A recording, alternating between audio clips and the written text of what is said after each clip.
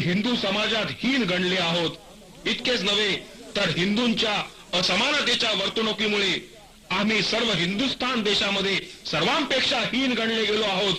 हा कलंक धुवून काढण्याकरता, नरदेहाचे चीज करण्याकरता जर कोणता एखादा उपाय असेल तर तो म्हणजे हिंदू धर्माचा, हिंदू समाजाचा त्याग करणे हाच होय. हिंदू धर्मात तुम्हाला स्वातंत्र्य आहे काय? दरेक नागरिकाला कायद्याने जेवढे व्यवसाय स्वातंत्र्य आहे तेवढे स्वातंत्र्य तुम्हालाही आहे असे काही लोक तुम्हाला म्हणतील.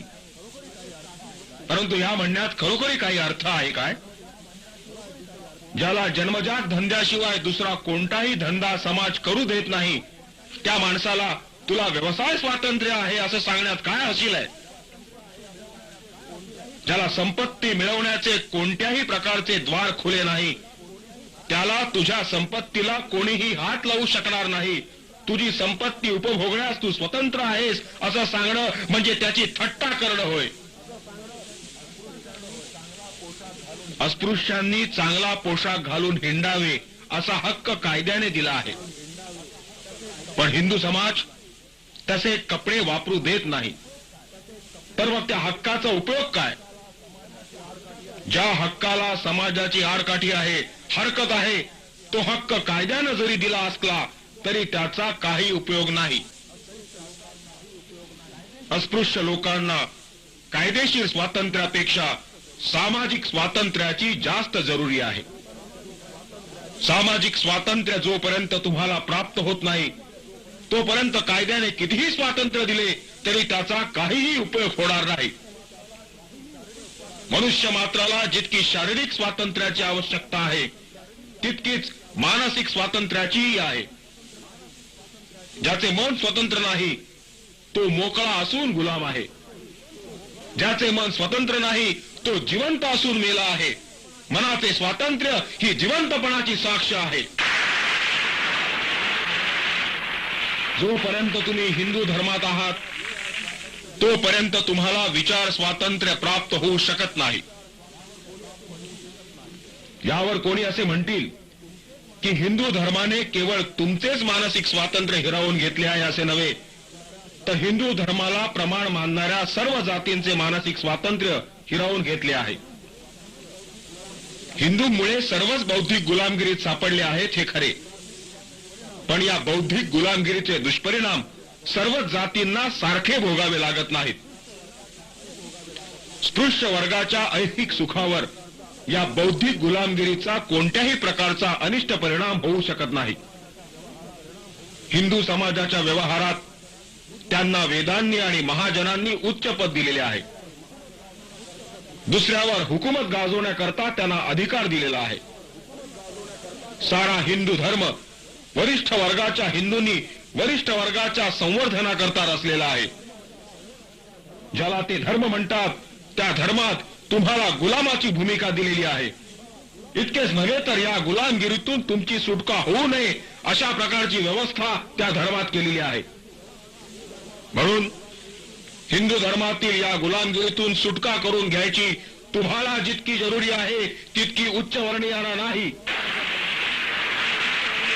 तुम्हाला जर स्वातंत्र्य हवे असेल तर तुम्हाला धर्मांतरच केले पाहिजे. अस्पृश्यता निवारणाची आज जी चळवळ चालू आहे त्या चळवळीवर अशी टीका करण्यात येते की तुम्ही आपापसातली जातीभेद, अस्पृश्यता नाहीशी करा, मग आमच्याकडे दाद मागण्यास या, असा साळसूतपणाचा सल्ला त्यांना देण्यात येत असतो.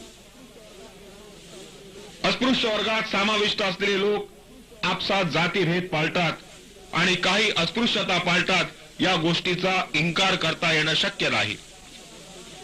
तरीही या अपराधाला ते कारणीभूत आहेत असं म्हणणे निखालस खोटे आहे.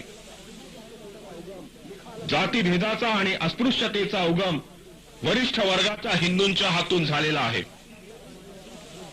जातीभेद आणि अस्पृश्यता पाळण्याचा धडा वरिष्ठ वर्गाच्या हिंदूंनी घालून दिला आहे. जातीभेदाच्या आणि अस्पृश्यतेच्या रूढीची जबाबदारी स्पृश्य वर्गावरच पडते. अस्पृश्य वर्गावर ती पडू शकत नाही.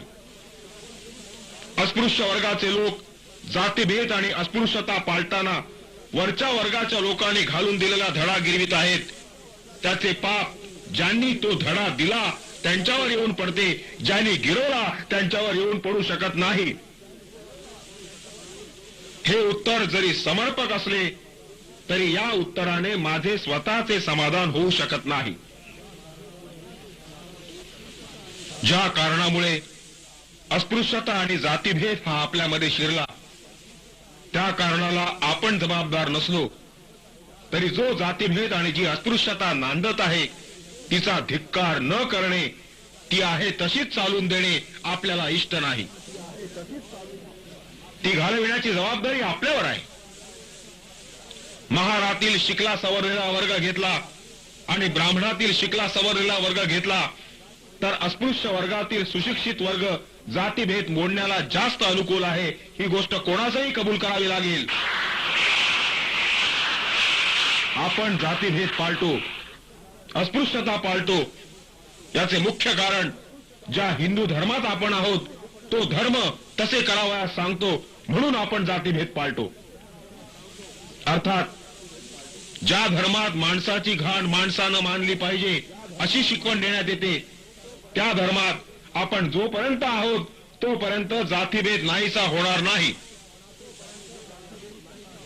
आपल्या मनातील जातीभेद आणि अस्पृश्यता नाहीशी करायची असल्यास त्यांनी धर्मांतर करणे हा एकच रामबाण उपाय आहे.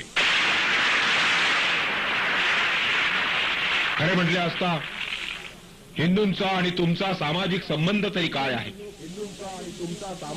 जितके मुसलमान लोक हिंदूंपासून भिन्न आहेत तितकेच तुम्ही हिंदूंपासून भिन्न आहात. ख्रिस्ती समाज हिंदूंपासून जितका भिन्न आहे तितकेच तुम्हीही हिंदूंपासून भिन्न आहात. ख्रिस्ती आणि मुसलमान यांच्याशी जसा हिंदूंचा रोटीबेटी व्यवहार होत नाही तसा तुमच्याशीही होत नाही. तुमचा आणि हिंदूंचा समाज हे आता सुद्धा निरनिराळे दोन वेगवेगळे समाज आहेत. धर्मांतर केल्याने एका समाजाचे दोन तुकडे करण्यात आले असे कोणालाही म्हणता यावायचे नाही आणि कोणालाही तसे वाटावयाचे नाही. धर्मांतराचे महत्व तुम्हाला जरी पटले नसले तरी नामांतराचे महत्व तुम्हा सर्वांना पटले आहे. तुमच्यापैकी कोणालाही तुझी जात काय म्हणून विचारले तर ती चोखामेळा, हरिजन वगैरे सांगतो, पण महार असे सांगत नाही. नामांतर करण्याची जरुरी पडल्याशिवाय कोणीही नामांतर करणार नाही. अशा प्रकारे नामांतर करण्याचे कारण अगदी सोपे आहे. अपरिचित अशा माणसाला अस्पृश्य कोण आणि स्पृश्य कोण हे सांगता येत नाही आणि म्हणून जोपर्यंत जात कळत नाही तोपर्यंत स्पृश्य हिंदूंच्या मनात कोणत्याही प्रकारची दूषित भावना उत्पन्न होत नाही. प्रवासात अपरिचित स्पृश्य आणि अस्पृश्य बंधुभावाने वागत असलेले दिसतात. एकमेकांपासून विडीपान घेतात, परंतु त्याच माणसास ज्याच्याशी आपण व्यवहार करतो त्याची जात कळली आणि तो अस्पृश्य आहे असं समजलं की त्याच्या मनात तिरस्कार उत्पन्न होतो. त्याला तिडीक येते आणि आपल्याला फसविले म्हणून त्याला क्रोध येऊन प्रवासात जडलेल्या मैत्रीचे पर्यवसान शिवीगाळीत आणि मारामारीत होते. तुम्हाला ही जी जातीवाचक नावे प्राप्त झाली आहेत त्या नावांना इतकी दुर्गंधी लागलेली आहे की त्याचा उच्चार केला असता स्पृश्य लोकांना मळमळून येते. म्हणून तुम्ही स्वतःला महार न म्हणता चोखामेळा म्हणून लोकांची फसवणूक करण्याचा प्रयत्न करता, परंतु लोक फसत नाहीत याचाही तुम्हाला अनुभव आहे. कारण चोखामेळा म्हटले काय किंवा हरिजन म्हटले काय, त्यांना जे समजावयाचे ते समजतात आणि तुम्ही मात्र स्वतःचीच बोलवण करून घेता. तुम्हाला नामांतराची आवश्यकता भासते हे तुमच्या वर्तणुकीनंच तुम्ही सिद्ध केलं आहे. मला तुम्हाला एवढंच विचारावयाचे आहे की नामांतर करणे हे जर तुम्हाला आवश्यक वाटते तर मग धर्मांतराने होणारे नामांतर हे तुम्हाला खिस्त फायदेशीर पडेल. तुमच्या तात्कालिक नामांतरापेक्षा हेच खरे नामांतर आहे. या नामांतराला दुर्गंधी नाही,